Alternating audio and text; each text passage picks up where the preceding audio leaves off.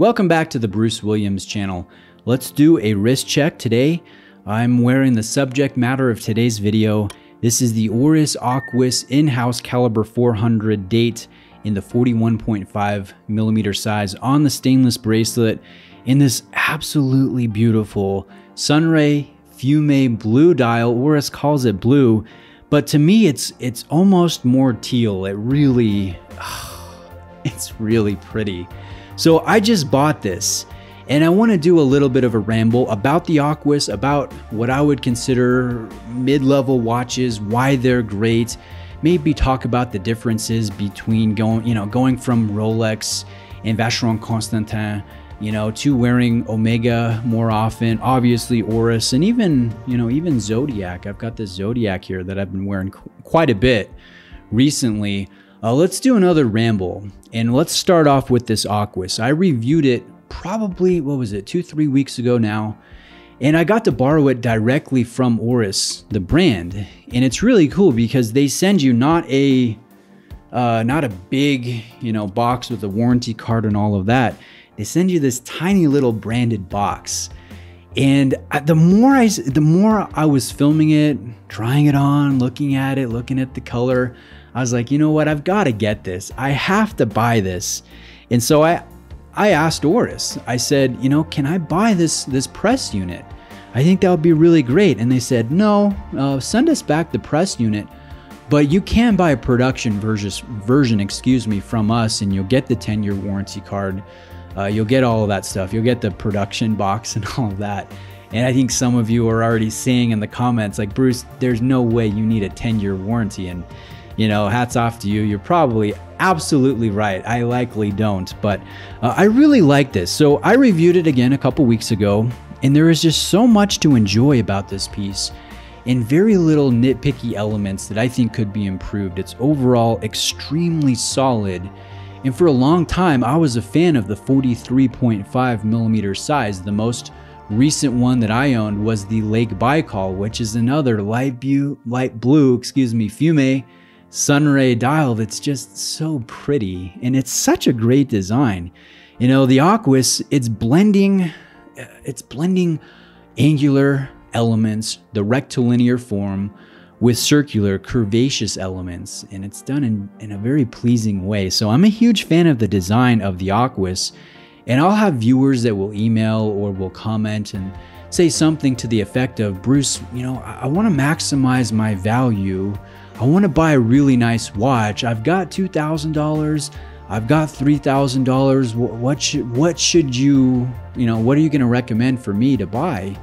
And I always say, my personal favorite's the Aquis. It might not be, quote unquote, the absolute best value for money out there, but it's probably the best overall model in terms of design and execution. There's very little to nitpick here. I love the size. I went to enjoying 41.5 more because I'm back on, trying to improve my lifestyle and changing my diet, changing my exercise. So I've dropped some weight again, and it now looks appropriate on my frame and on my wrist. So I wanted the 41.5, and I wanted this lovely teal color, the Sunray, the Fume, the dial play here with these faceted applied markers, the BGW9 lume, again, the design, the polish on the bracelet. It's just such an exciting watch. So when you go to look at your wrist, oftentimes I'm just like, wow, that is so beautiful. Like, this is why I'm into watches. Like, I really marvel at the engineering, the mechanics of a mechanical movement, but also, like, man, I like seeing something pretty. I really do. Call me a pack rat if you wish. I won't argue with you. So again, yeah, I like the size. I like the versatility. I like the quality. There is, great bezel action, ceramics. We have sapphire. We have good lume. We have an in-house movement on this. And let's talk about that. I really think it's enhancing the value proposition. So again, 10-year warranty, which personally I probably won't ever utilize. 10-year service interval, 5 days of power reserve, anti-magnetic to 2,250 Gauss, which is crazy. It's huge. And then you know, it's accurate. It is slightly more accurate than a chronometer in terms of acceptable daily deviation. So I really couldn't ask for anything more. I think the only weak spot of this watch is the fact that the sapphire crystal has anti-reflective treatment on the underside, and it's just not a great application. Maybe part of it is due to the convex shape of the crystal, but it leaves a little something to be desired. Like, I want to see the teal, I want to see the fume, I want to see the applied markers, I want to see all that stuff to a higher degree of clarity. So I'd like to see that improved in the future, but if that is the biggest nitpick, like, my goodness, it's a great piece. And before anybody asks, maybe you already have in the comments, I am not bothered by the extra step that I have to do to set the time to avoid that little bump or jump in the crown. You know, just taking a little bit of pressure off the crown. It takes like 3 seconds. It really is not a big deal to me. So yeah, I bought this. I'm loving it. And I've been taking it hiking, actually. I went with a few young men, a local youth group, and we climbed Bell's Canyon here in Sandy, Utah, and that was a beautiful hike. And I used the dive bezel to time our hike, and that was, you know, pretty handy. And then earlier today, I went with 6 gun watches, and we went up to Lake Blanche in Big Cottonwood Canyon, one of the most beautiful hikes here in the Salt Lake region. It is just so stunning, and it kind of kicked my butt, right? It's been a while since I've done 3,000 foot elevation gain and everything, you know, 6 miles or so round trip. But man, that was beautiful. And so I wore this and I timed our hike with this watch.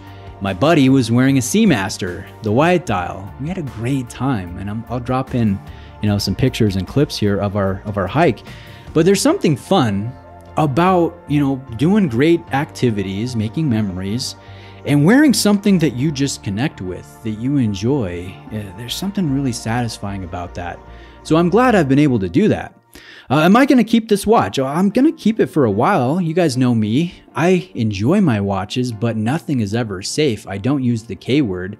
I'm different from most of you. A lot of you keep watches. A lot of you don't understand my love of, you know, flipping around and experiencing various models, various prices, various brands, and everything. So I'm sure eventually I'll move on from this, but at one point, I don't know. Like, I just hit 80,000 subs here on the channel. So thank you guys for doing that. It means a ton to me. I'd like to get to 100,000. And so I'm kind of thinking like, hey, could I do a really nice giveaway? Maybe if I hit 100, you know, within the next year or so.